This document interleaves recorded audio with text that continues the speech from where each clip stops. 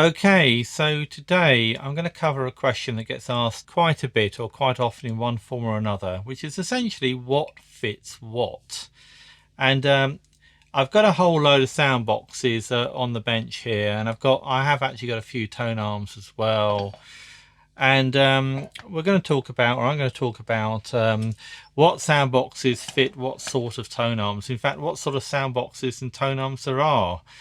Now, before I go any further, this is based on my knowledge, based on what I've found and seen, and also I'm in the UK, so this is going to relate to equipment that I found in the UK. So it won't relate so much to gramophones or phonographs found in America, for instance. Now, one of the key things I use is a set of calipers, and I'm going to use these in millimeters because I work much better in millimeters, to be honest, than in inches.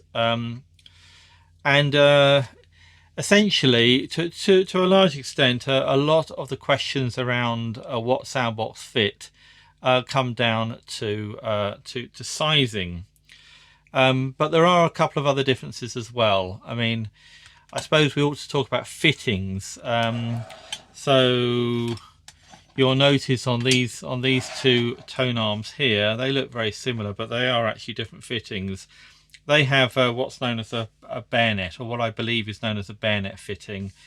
So essentially, let's take a sound box like this one here, and you'll see inside that there is a pin, and the pin will go into the slot, and then the soundbox rotates to put it into the right position. So that's a bayonet fitting. Now there is another sort of fitting which I've got on the bench here today, which is this one here, which is just a plain ring. And if we pick a suitable soundbox, so this just takes a soundbox with a sort of smooth barrel like that, and in this case it's a little bit of a tight fit, but that will go in. And in fact, you can adjust the angle as much as you like on that one. So there are a couple of different fittings. There are actually other fittings. There's this one here. This is a Columbia. This is an old Columbia.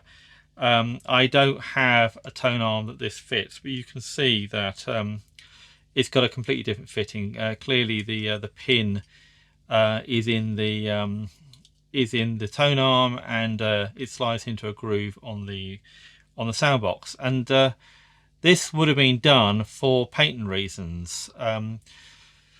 This bayonet fitting here, which I showed, and I showed it with a number 4, H&V number 4.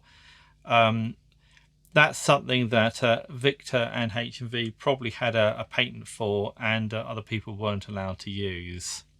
So I suppose starting at the beginning, if we start over here, I'm sure in the early days there were all sorts of different fittings, but one common fitting was, and I know I said I'd work in millimeters, but let's take this soundbox here and let's measure it.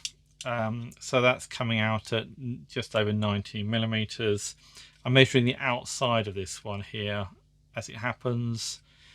If I then switch that round into inches and try that again, you can see that that's 3/4 of an inch. So if you have a tone arm that has a sort of internal fitting or internal diameter like that, that's about 3/4 of an inch, or let's do that in millimeters. Hopefully that's coming out. So around about 19 millimeters.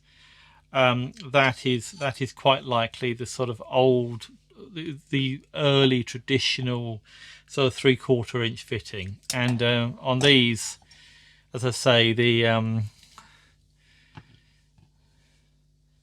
soundbox goes into the tone arm like so. Now these did also come with a slot, or sort of bayonet fitting like this one with a slot in it, and So this one here has got a little screw in it, and this will go in. However, it won't go all the way in because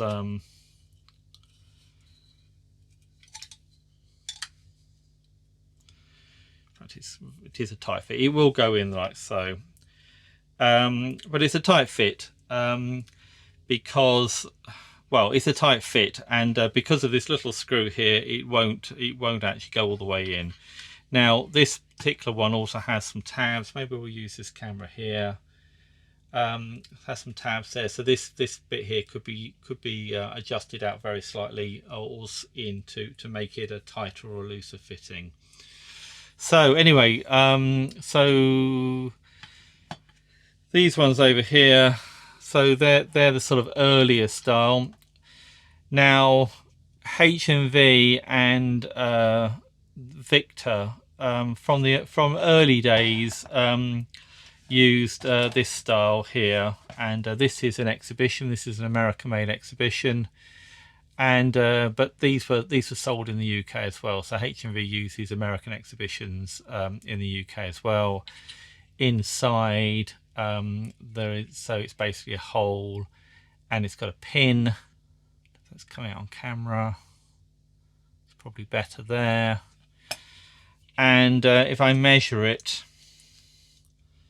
so we've got about it's about 18 millimeters or so. That's coming out on camera there. And if I measure the tone arm, and it is this tone arm here, we can see that's actually yeah, that's right. Measure the outside of this tone arm. You can see it's slightly over 18 millimeters there. And this soundbox should fit on, and it rotates into place. So that's that fitting there. So that's the sort of dimensions on what I would call a sort of Victor or H&V small bore fitting. And things like the exhibition. So we've got the exhibition, and we've got the number 2, and we've got the number 4. These are all that fitting. And indeed, there were lots of other companies that used the same fitting. Whether they were supposed to or not, they did. I suspect at some point the patent ran out, and they just used it anyway. So we've got this no-name soundbox here that's got the same fitting on the back, and again, it's got the sort of tabs, it's got the slots, so that could be tweaked in and out slightly to make it a tighter or a looser fitting. And we've also got this one, which is actually off the Gramophone, which I have shown in another video. And this is missing the little screw there, but it's that fitting. I mean, it will go on. Let's give it a little try down here.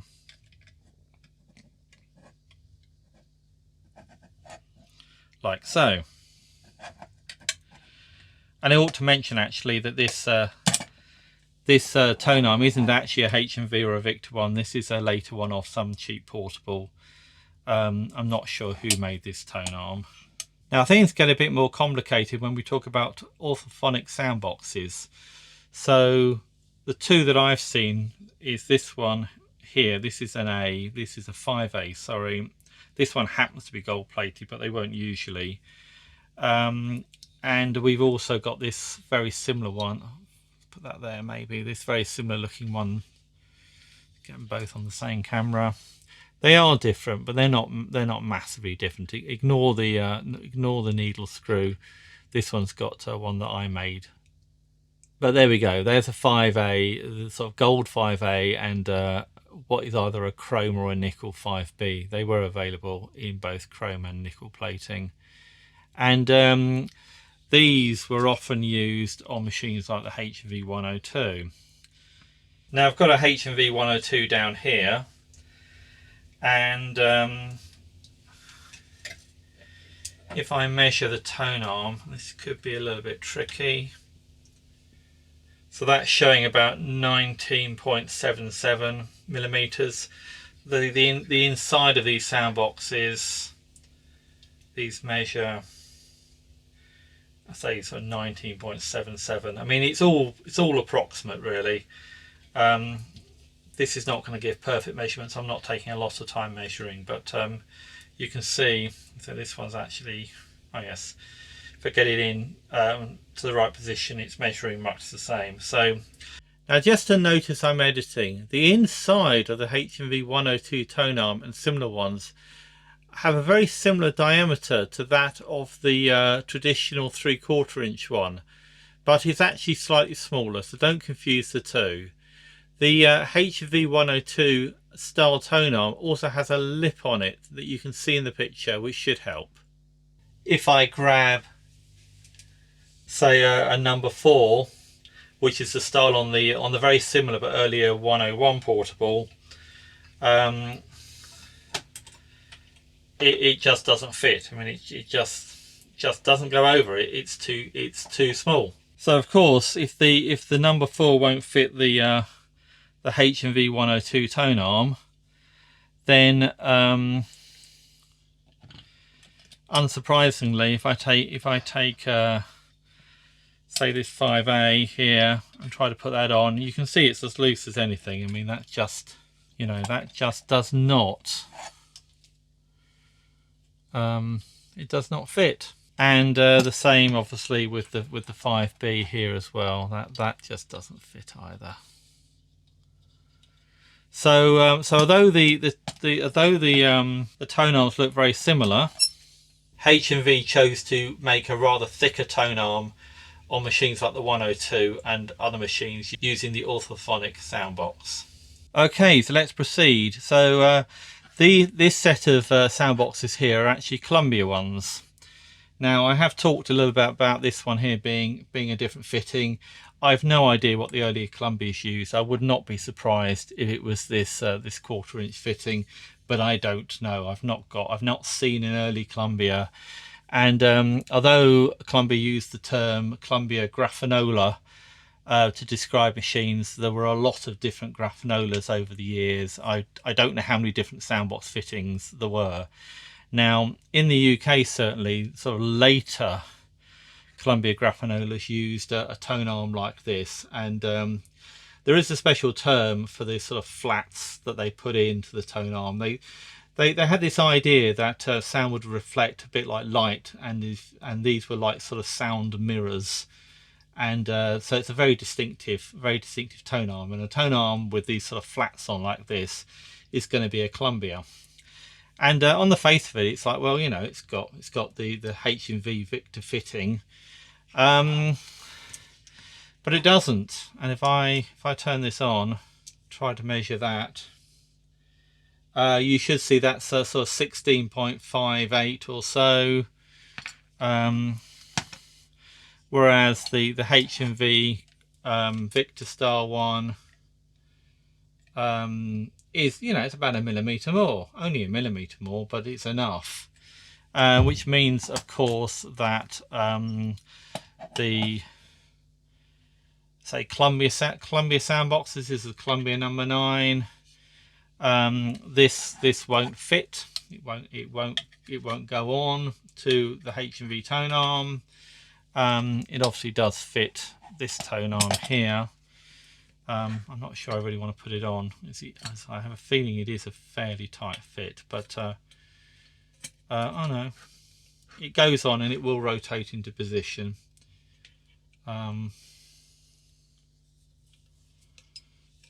You can see that clearly fits. And we have other Columbia soundboxes as well, like this number 15. I think it's a 15 or a 15A. And then, curiously enough, we've got this one here, which is actually a HMV soundbox. It has Nip of the Dog, which is the HMV, well, the Victor and the HMV logo, but this is a HMV one. Don't think Victor made a soundbox like this, but it's very clearly, apart from a few cosmetic differences, it's very clearly the same soundbox as this one. And in fact, we flip them over like so. You should be able to see on this camera here that that they're the same basically. That one says Columbia, that one doesn't, but they're the same soundbox. And this is because H&V and Columbia actually joined together to become EMI, and they started to share each other's technologies or each other's designs. And H&V actually used this style of soundbox on some of their later cheaper portables.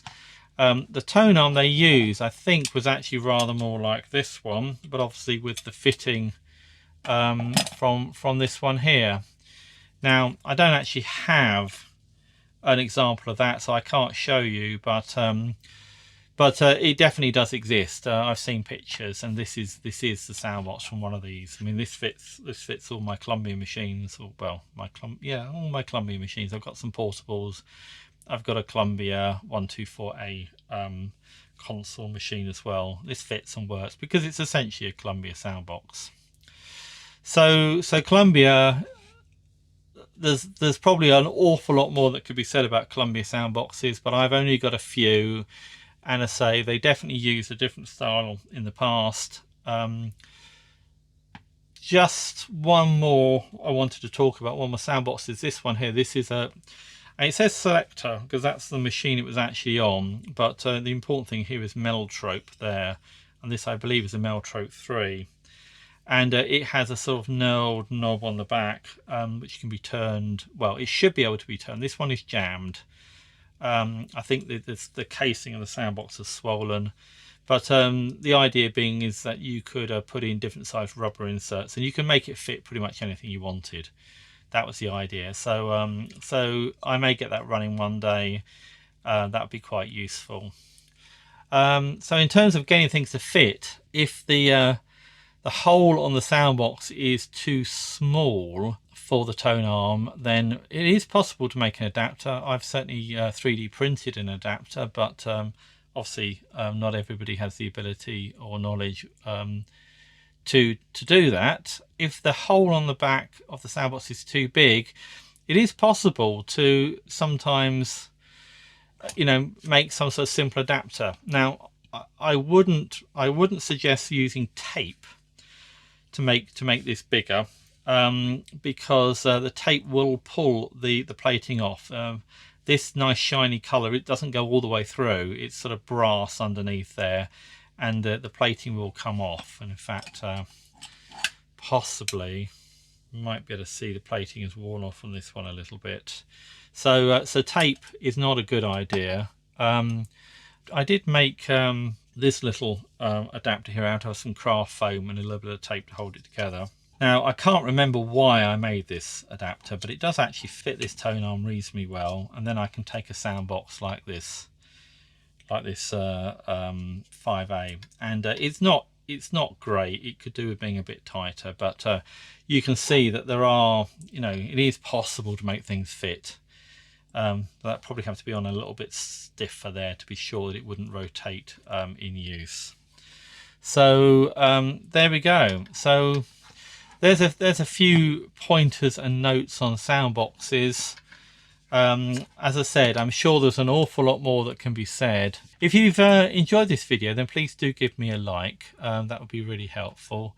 Let me know, and would let YouTube know that you've enjoyed this video. If you've got any questions or comments or anything, then please leave them below. I'm always interested to read them. And if you've enjoyed this video, then maybe you'll like this other one too. So thanks for watching, and I shall see you in the next one.